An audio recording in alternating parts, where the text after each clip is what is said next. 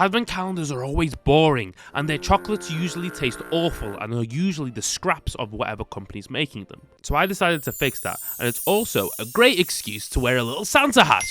But time is tight, as you could probably tell by the actual upload date on this video. I didn't give myself much room to get festive, but these little tinsels here, that's my effort. Okay, I'm just going to a little bit more here. Merry Christmas.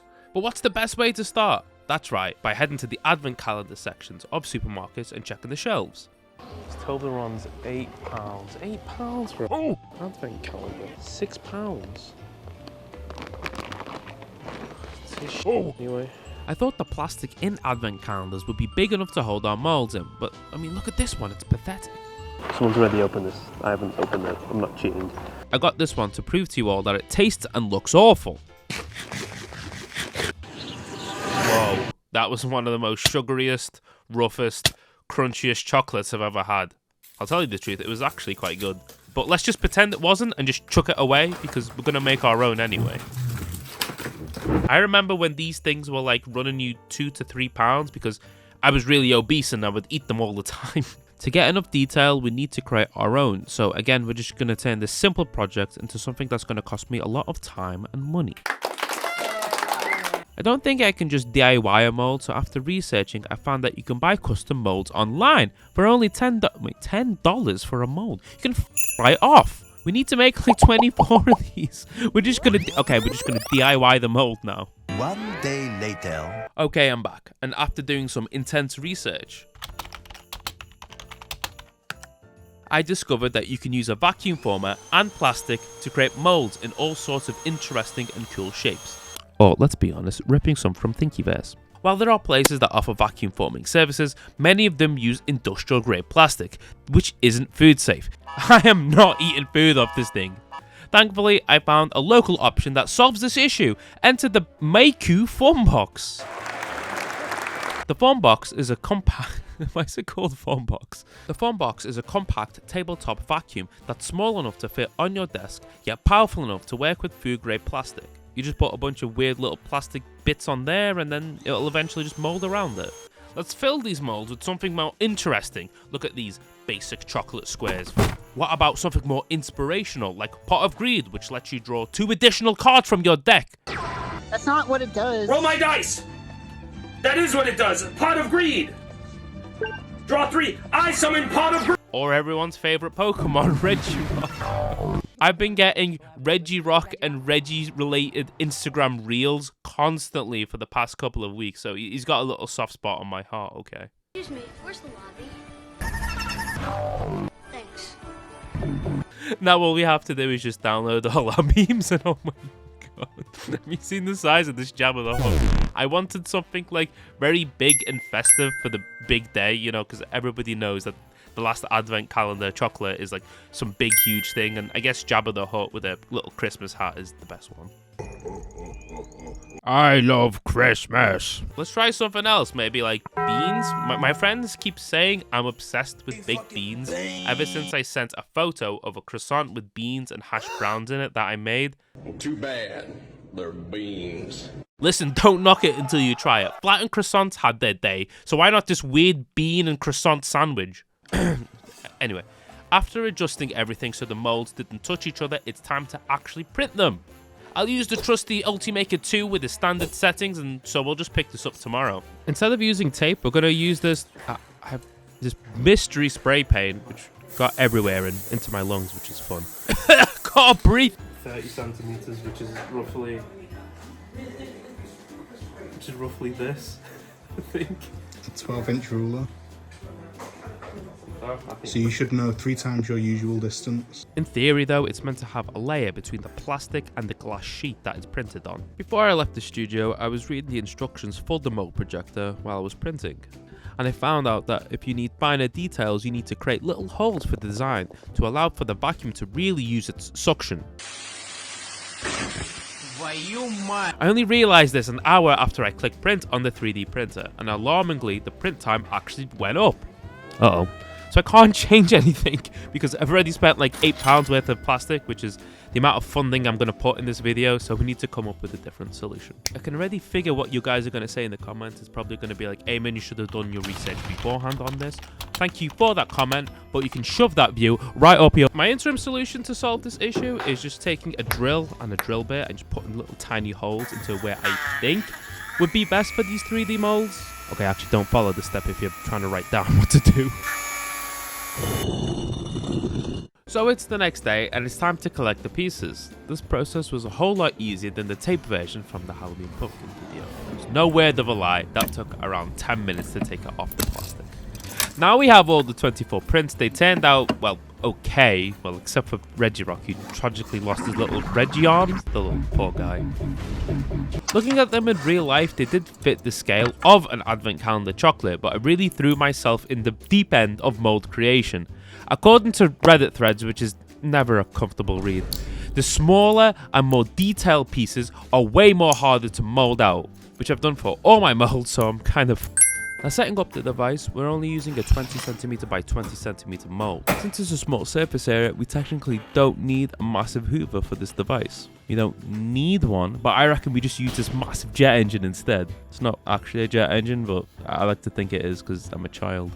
Anywho, after reading the instructions for like the 5th time, I felt slightly confident in using it. The placement area turned out to be smaller than I originally estimated, which isn't a surprise since I rarely double check these things. I arranged all the prints that actually fit onto the machine, cranked the heat level to 5 and waited nervously for a couple of minutes. And that allows me to talk about today's sponsor, it's Surfshark. No, I'm just kidding. Let's move on to the next bit. When it beeped, you start a 2-minute timer. Timer ticks in real time so you can actually hear it like a bomb going off in CS2. It's worth mentioning for a few of these players. This is going on while I tried to position everything and the molds kept falling over, so I was really stressed out. I quickly realized that the base of these molds were very small, but we'll talk about that later. Finally, I pressed down and in 3, 2, 1, and the plastic started to move into the vacuum. After waiting around roughly 5 seconds, I just lifted it up and it was an abomination. No! You're ugly, you're disgusting, I'm gonna kill you, give me $200. It looked like I carved it myself using a wonky VR headset, it's terrible. And then I realized that the plastic I was using was too thick. Every tutorial online that I saw used this clear, flexible plastic meant for toy packaging. But the stuff I used was the type of plastic that holds like bloody Barbie dolls, that's rigid and is more used for structure than detail. Unfortunately though, this is the only piece of plastic that they had, and since I was recording this on the 17th of December, there's no time to get new materials before Christmas. And plus new plastic costs like a lot of money. So let's just scale the project back and only use 6 molds. With fewer pieces, there'll be more space for the actual proper suction to work. Since the plastic is thicker than normal, I'm going to also bump up the heat setting to level 6. It's going to bite me in the arse later, by the way.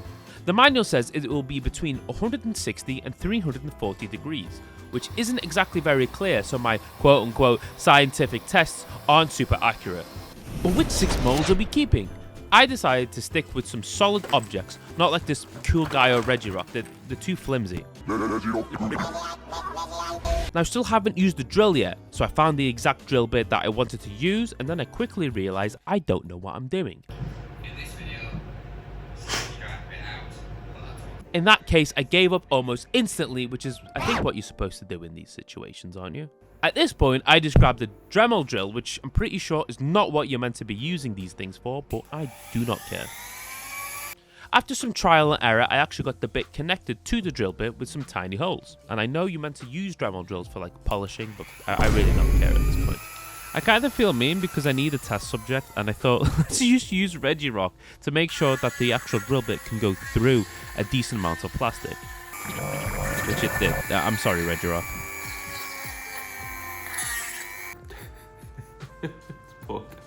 Which I quickly realised because it spins so fast it actually melted the plastic and infused with the drill bit. Don't tell anyone this is happening. At least we got some decent sized holes, so let's go back to the vacuum former. I set this to the heat level of 6, which apparently takes like a decade to warm up.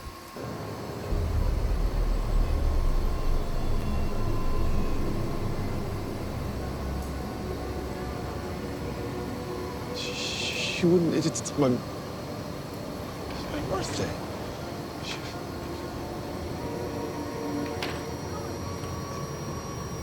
Finally, which after felt like forever, it was ready. With my nerves barely in check, I prepared everything again.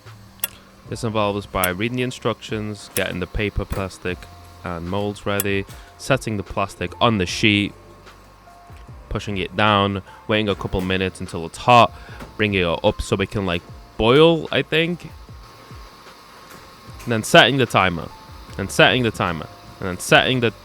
Why isn't it working? Set the timer. Set the... Okay, so the time is set, and then you place all the little molds while you're nervously just waiting. You weirdly have a long amount of time to set these molds, so you can really just get in your own head. So I was moving them constantly to try and find the best position. I couldn't find the best position, so this will have to do. And then you just big slam down.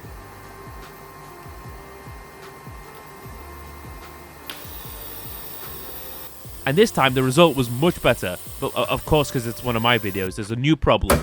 The piece wouldn't come out of the bloody molds. I managed to get a couple out, but I had to bring the rest home and actually do some DIY troubleshooting. Using some precise soldering techniques and surgical methods of... Nah, I just grabbed my hairdryer, heated up the mold and kind of smushed the plastic out. Not technically correct, but hey, at least it worked. Honestly, it was like an abomination. It was so hard to get some of that stuff out. Surprisingly, the Among Us dude was the hardest one to get out, and it took me 40 minutes to get all of this out. And I know you can like cut up the pieces of plastic, but I tried my best to keep the molds in place. And remember, the pieces of plastic that I am using is not really designed for molds. I don't know what this kind of plastic is even designed for. It can't do This isn't technically the correct method, but hey, at least it works, so we can test it out and see what kind of terrible chocolate I can make.